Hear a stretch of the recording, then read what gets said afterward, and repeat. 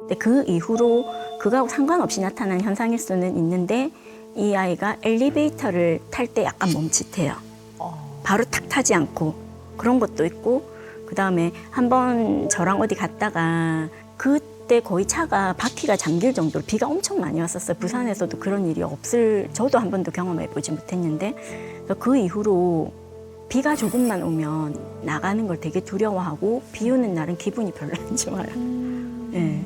그래서 그런 것들이 다른 형태의 그런 트라우마로 나타날 수가 있는 건지 그래서 그거를 계속 이제 트라우마가 되지 않게끔 괜찮아 하면서 이렇게 데리고 나가는 게 맞는 건지 그런 상황에 계속 접하게 하는 게 맞는 건지 사실 그거를 잘 모르겠어요.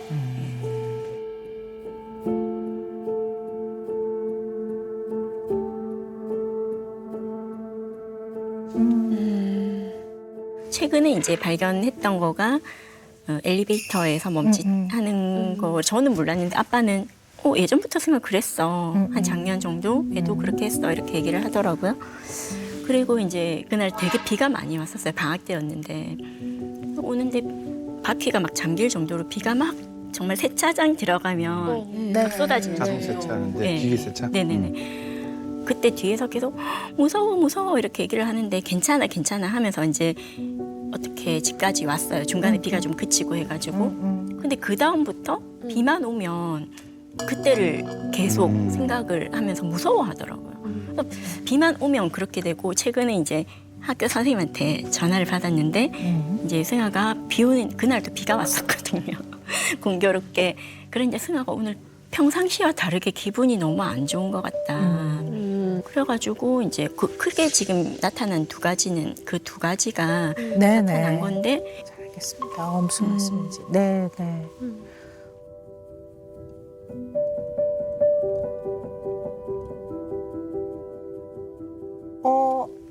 악플과 관련이 있을까요? 어떻게 생각하세요?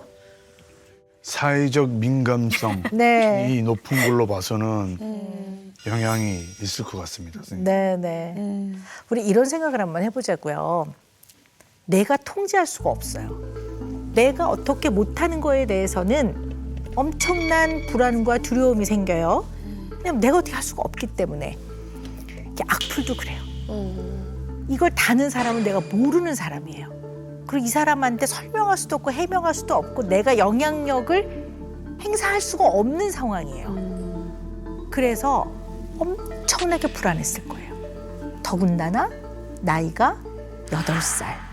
그거를 감당하기에는 너무 어린 나이고 그래서 내가 컨트롤할 수 없는, 내가 통제할 수 없는, 내가 영향력을 미칠 수 없는 상황에서 일어나는 불안. 그게 이제 마음 안에 자리를 잡으면 그러면 꼭 악플이 아니어도 이 불안을 건드리는 유사한 상황 내지는 내가 통제할 수 없는 그런 상황 아까 비가 와서 이렇게 바퀴가 잠길 정도면 위험해지는 거 아니야? 라는 그런 상황들 또 엘리베이터는 문이 열리면 누가 타고 있을지 모르니까 이게 내가 예측을 못 하잖아요. 그럼 이제 굉장히 무섭고 불안하고 또 엘리베이터가 혹시 추락할까? 내지는 닫힌 공간, 폐소 공포 이런 식의 뭔가 불안과 관련된 다양한 어려움이 그 이후에 조금씩 생긴 게 아닐까라는 생각을 해요. 그리고 나니까 사람들이 특히 내가 잘 모르는 대중이 승아한테 보이는 여러 가지 반응들 이거에 너무 예민해지는 거죠. 사람들의 아주 작은 반응도 굉장히 신경을 쓰는 거죠. 그냥 지나가다 눈이 건조해서 이렇게 했으면 얘는 날 찔러보는 것 같고 저 사람 날 싫어하는가 봐. 그랬구나 너. 깜짝 놀라는 거 보니까. 그지? 그런 면이 있었지. 그런 거라든가 아니면 조금만 좀 비켜 이러면 나 싫어하는 것 같아. 빨리 이런다든가 엄마가 승아야 이러면 왜 그렇게 말해? 왜 화를 내서 뭐 이렇게 된다든가 하여튼 그런 게 굉장히 확 상승이 돼서 엄마가 성 붙여서 말하면 항상 맞아. 이렇게 엄마가 승아야 이렇게 말하는데 황승아라고 말하면 막 그런 너무 거. 잘못했 맞아. 엄마 아빠가 손 붙이는 거면 뭐 잘못한 거야. 맞아요. 대체적으로 그렇더라고요. 맞아. 손 붙이면 보통 이게 화가 나 있는 거. 그러니까 우리 승아가 불안해해야 하는 것들은 어떤 것들이냐면 새학년 됐는데 선생님 무서우면 어떡하지? 이런 거라든가 나 내일 발표해야 되는데 내일 갑자기 잊어버리면 어떡하지 발표 내용을? 이런 거를 걱정해야 되지. 막 대중들이 악플을 달면 어떡하지? 이거는 얘가 겪기에는 너무 힘든 일이었다고 봐요. 그래서 원래도 눈치도 빠르고 아주 민감한 아이인데 그런 일들을 겪으면서 사회적 민감성이 너무 지나치게 높아지니까 사람을 좋아도 하지만 어떨 때 힘도 드는 거죠. 근데 이제 승아 같은 경우에 사회적 민감성이 굉장히 높아져 있단 말이에요. 그리고 좀 안 좋은 것 같아. 이런 걸 얘가 잘 캐치한단 말이에요. 그리고 나면 자칫 잘못하면 분쟁을 안 일으키게 하기 위해서 지나치게 좋은 쪽으로 맞춰버리거나 표현을 안 해버릴 수가 있어요. 다른 사람들 앞에서는 울지는 않았어요. 나 그냥 조금밖에 안 힘들어 라고 그냥 했던 거. 예를 들어 유명해져서 좋아하는 사람도 있지만 한두 명은 뭐 좀 안 좋은 소리를 해요. 그럼 이 소리마저 듣기 싫어서 아예 외출을 안 해버린다든가 내지는 그건 아닌데요 이런 말을 못하고 그냥 가만히 있는다든가 그럼 자기 마음을 꽁꽁 숨기거나 그럴 수도 있거든요. 선뜻 표현 안 하고. 오늘도 보니까 신중한 면도 있고 굉장히 장점이기도 하지만 갑자기 이런 얘기가 나와도 되나 싶긴 한데 무슨 얘기인데? 요즘에는 이런 얘기를 해도 되나? 뭐 이런 얘기를 하는 거 보면 이 승아가 좀 마음 상처가 좀 있구나. 그래서 좀 들으면서 대견하기도 하고 약간 마음이 좀 안쓰럽기도 하고 좀 그랬어요.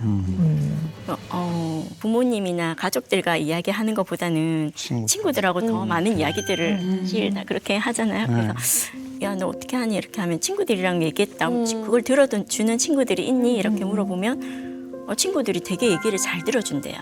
그리고 승아도 친구들 고민 이야기들을 되게 잘 들어주고 네, 그렇게 하면서 그냥 푸는 것 같아서 굳이 얘기 안 하는 거를 막 해가지고 물어보고 왜 얘기해봐 그렇게 안 하거든요. 네네. 근데 뭐 강요할 수는 없는 거죠. 그런데 선생님은 승아한테 어떤 얘기를 해주고 싶으냐면 마셔요. 괜찮아. 마셔도 돼. 자, 우리 승아는 어떨 때 가장 뿌듯하고 자긍심이 느껴져요? 내지는 어떨 때 제일 행복해요? 노래를 새로운 노래를 녹음을 한다거나 아니면 노래를 다 부르고 무대에서 내려왔을 때 엄마랑 아빠가 우와 너 오늘 진짜 잘했어 진짜 완전 대박이었어 라고 할 때 연습이 힘들었지만 연습한 보람이 있구나 하고 생각을 해서 주변 사람들한테 인정받을 때가 제일 만족. 네. 사실 요 이야기가 가장 5학년 다 왔어요. 제가 들어보니까. 왜냐하면 아직 어린이거든요. 어린이는 부모의 어떤 인정, 격려, 또 최선을 다했을 때 부모가 이야, 역시 우리 딸. 이게 굉장한 만족감을 주거든요. 그 누구보다도. 딱 정말 5학년 다 왔어요. 멋졌습니다. 그럴 때 만족감을 느끼고 편안하고 그렇군요. 행복하고. 박사님 이제 은영 매직 시간. 네. 아하. 네. 오늘 멀리서 찾아주신 황승아 양과 어머니께 내려주실 은영 매직 과연 무엇인가요? 네. 승아야, 12살은 지금뿐이야. 이겁니다. 그래서 12살답게 12살에 맞는 생활을 절대 놓치지 말고 해나갔으면 좋겠습니다. 자, 오늘 잊지 않으시라고 저희가 쿠션을 감사합니다. 예쁘게. 감사합니다. 12살이네.